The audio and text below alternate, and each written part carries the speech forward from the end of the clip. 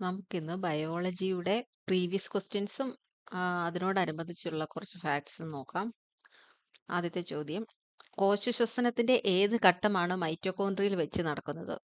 ഏതാണ്? ക്രബ്സ് പരിവൃത്തി. കോശശ്വസനത്തിന്റെ ഏത് ഘട്ടമാണ് മൈറ്റോകോൺട്രിയയിൽ വെച്ച് നടക്കുന്നത്? ക്രബ്സ് പരിവൃത്തി. ഇനി നമുക്ക് കോശശ്വസനത്തെ പറ്റി നോക്കാം. കോശശ്വസനം. കോശത്തിൽ വെച്ചു ഗ്ലൂക്കോസിൽ നിന്നും ഊർജം സ്വതന്ത്രമാകുന്ന പ്രക്രിയയാണ് കോശശ്വസനം. കോശത്തിൽ വെച്ച് ഗ്ലൂക്കോസിൽ നിന്നും ഊർജം സ്വതന്ത്രമാകുന്ന പ്രക്രിയയാണ് കോശശ്വസനം.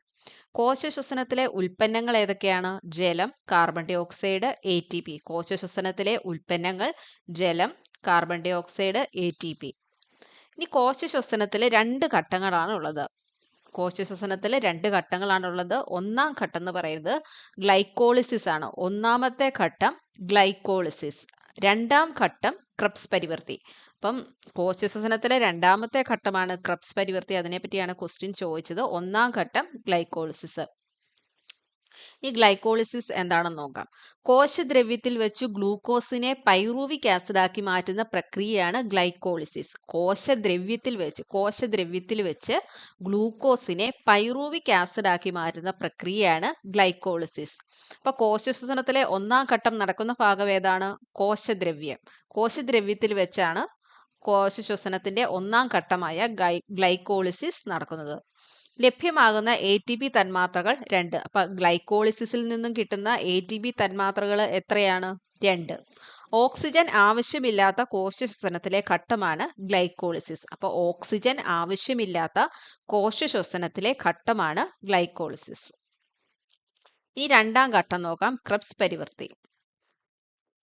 കോശശ്വസനത്തിലെ രണ്ടാം ഘട്ടം നടക്കുന്ന ഭാഗം മൈറ്റോകോൺട്രിയയിലെ മാട്രിക്സിൽ വെച്ചാണ്. കോശശ്വസനത്തിലെ രണ്ടാം ഘട്ടം നടക്കുന്ന ഭാഗം മൈറ്റോകോൺട്രിയയിലെ മാട്രിക്സിൽ വെച്ചാണ്. പൈറൂവിക് ആസിഡ് കാർബൺ ഡൈ ഓക്സൈഡും ജലവുമായി മാറ്റപ്പെടുന്നു. അപ്പൊ പൈറൂവിക് ആസിഡ് കാർബൺ ഡൈ ഓക്സൈഡും ജലവുമായി മാറ്റപ്പെടുന്നു. ക്രബ്സ് പരിവൃത്തിയിൽ ലഭിക്കുന്ന ATP തന്മാത്രകളുടെ എണ്ണം എത്രയാണ്? 28. ക്രബ്സ് പരിവൃത്തിയിൽ ലഭ്യമാകുന്ന ATP തന്മാത്രകളുടെ എണ്ണം 28 ആണ്. ഗ്ലൈക്കോളിസിസിൽ എത്രയായിരുന്നു? 2. ക്രബ്സ് പരിവൃത്തിയിൽ 28.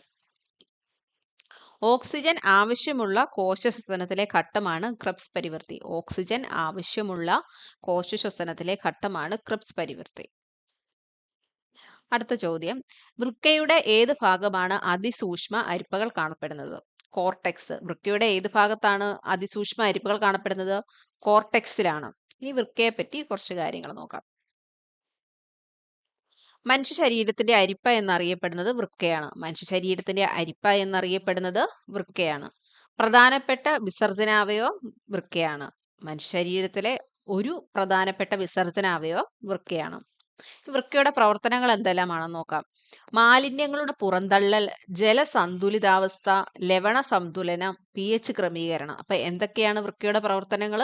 മാലിന്യങ്ങളുടെ പുറന്തള്ളൽ, ജലസന്തുലിതാവസ്ഥ, ലവണ സന്തുലനം, pH ക്രമീകരണം. രക്തത്തിൽ നിന്നും യൂറിയ, ലവണങ്ങൾ, വിറ്റാമിനുകൾ, ശരീരത്തിന് ദോഷകരമായ മറ്റു പദാർത്ഥങ്ങൾ നീക്കം ചെയ്യുന്നത് വൃക്കയാണ്. രക്തത്തിൽ നിന്നും യൂറിയ, ലവണങ്ങൾ, വിറ്റാമിനുകൾ, ശരീരത്തിന് ദോഷകരമായ മറ്റു പദാർത്ഥങ്ങൾ നീക്കം ചെയ്യുന്നത് വൃക്കയാണ്. വൃക്കയുടെ ഇളം നിറത്തിലുള്ള ബാഹ്യഭാഗമാണ് കോർട്ടെക്സ്. അപ്പൊ കോർട്ടെക്സ് എന്ന് വെച്ചാൽ എന്താണ്? വൃക്കയുടെ ഇളം നിറത്തിലുള്ള ബാഹ്യഭാഗമാണ് കോർട്ടെക്സ്. വൃക്കയുടെ ഇരുണ്ട നിറത്തിലുള്ള ആന്തരഭാഗം എന്താണ് അറിയപ്പെടുന്നത്? മെഡുല. വൃക്കയുടെ ഇരുണ്ട നിറത്തിലുള്ള ആന്തരഭാഗം മെഡുല എന്നും വൃക്കയുടെ ഇളം നിറത്തിലുള്ള ബാഹ്യഭാഗം കോർട്ടെക്സ് എന്നും അറിയപ്പെടുന്നു. നെഫ്രോണുകളുടെ അതിസൂക്ഷ്മ അരിപ്പകൾ കാണുന്നത് കോർട്ടെക്സിലാണ്. നെഫ്രോണുകളുടെ അതിസൂക്ഷ്മ അരിപ്പകൾ കാണപ്പെടുന്നത് കോർട്ടെക്സിലാണ്. നെഫ്രോണുകളുടെ അതിസൂക്ഷ്മ അരിപ്പകൾ കാണപ്പെടുന്നത് കോർട്ടെക്സിലാണ്.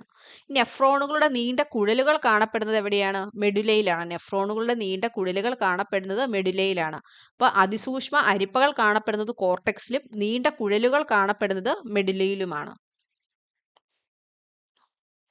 അടുത്ത ചോദ്യം, ഹിപ്പോകാമ്പസ് എന്ന ശരീരഭാഗം ഏത് അവയവത്തിലാണ് കാണുന്നത്? തലച്ചോർ. ഹിപ്പോകാമ്പസ് എന്ന ശരീരഭാഗം ഏത് അവയവത്തിലാണ് കാണുന്നത്? തലച്ചോർ. രക്തത്തിലെ ഓക്സിജൻ വാഹകർ ഹീമോഗ്ലോബിൻ. രക്തത്തിലെ ഓക്സിജൻ വാഹകർ എന്നറിയപ്പെടുന്നത് ഹീമോഗ്ലോബിൻ ആണ്. ഈ ഹീമോഗ്ലോബിനെ പറ്റി നോക്കാം.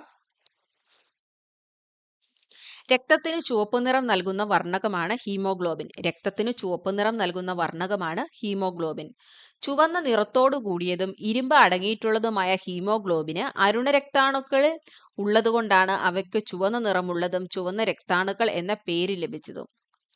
ചുവന്ന നിറത്തോടു കൂടിയതും ഇരുമ്പ് അടങ്ങിയിട്ടുള്ളതുമായ ഹീമോഗ്ലോബിൻ അരുണരക്താണുക്കളിൽ ഉള്ളതുകൊണ്ടാണ് അവയ്ക്ക് ചുവന്ന നിറമുള്ളതും ചുവന്ന രക്താണുക്കൾ എന്ന പേര് ലഭിച്ചതും. മനുഷ്യ ശരീരത്തിലെ ഹീമോഗ്ലോബിന്റെ അളവ് 12 മുതൽ 16 ഗ്രാം പെർ മില്ലിയാണ്. മനുഷ്യ ശരീരത്തിലെ ഹീമോഗ്ലോബിന്റെ അളവ് എത്രയാണ്? 12 മുതൽ 16 ഗ്രാം പെർ മില്ലി ലിറ്റർ ആണ്, മില്ലിയാണ്.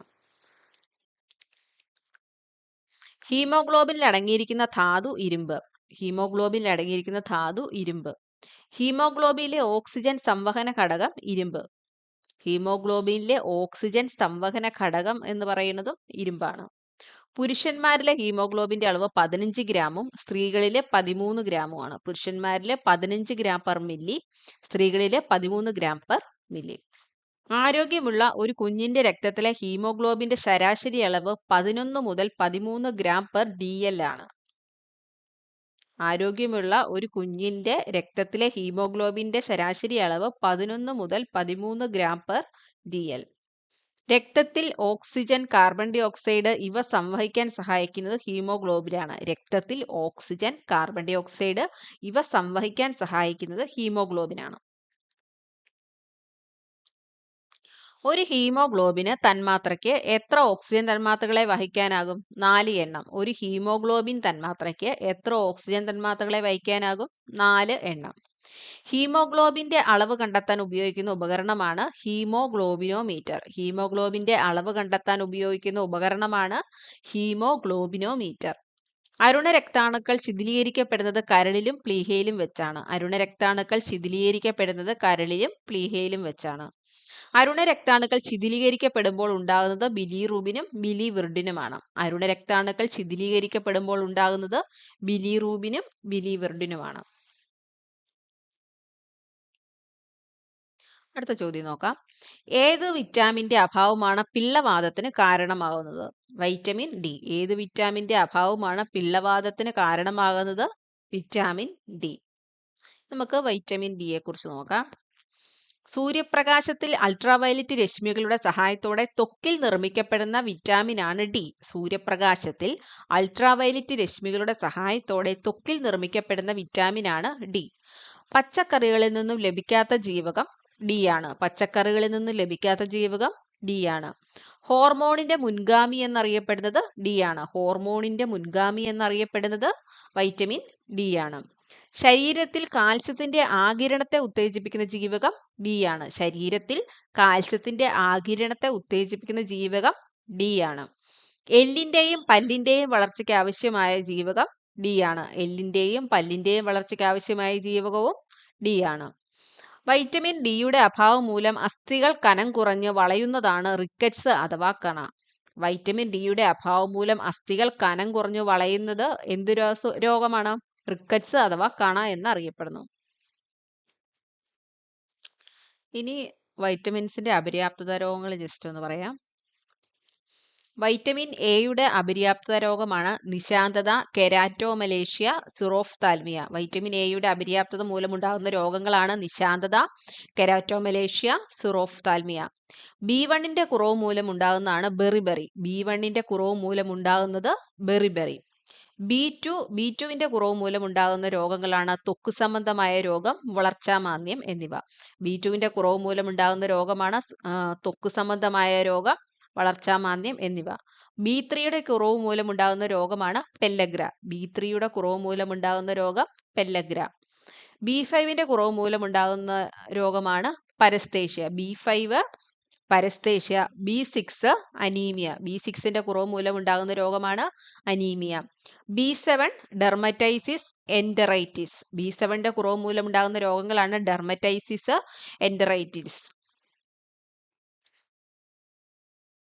B9ന്റെ കുറവ് മൂലമുണ്ടാകുന്ന രോഗമാണ് വിളർച്ച, മെഗാലോബ്ലാസ്റ്റിക് അനീമിയ. B9ന്റെ കുറവ് മൂലമുണ്ടാകുന്ന രോഗമാണ് വിളർച്ച, മറ്റൊന്ന് മെഗാലോബ്ലാസ്റ്റിക് അനീമിയ.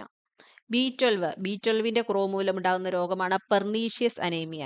ബി 12 കുറവ് മൂലമുണ്ടാകുന്ന രോഗമാണ് പെർനീഷ്യസ് അനീമിയ. വൈറ്റമിൻ സിയുടെ കുറവ് മൂലമുണ്ടാകുന്ന രോഗമാണ് സ്കർവി. വൈറ്റമിൻ സിയുടെ അപര്യാപ്തത മൂലമുണ്ടാകുന്ന രോഗമാണ് സ്കർവി. വൈറ്റമിൻ ഇയുടെ അപര്യാപ്തത മൂലമുണ്ടാകുന്ന രോഗം വന്ധ്യത. Vitamin E വന്ധ്യത.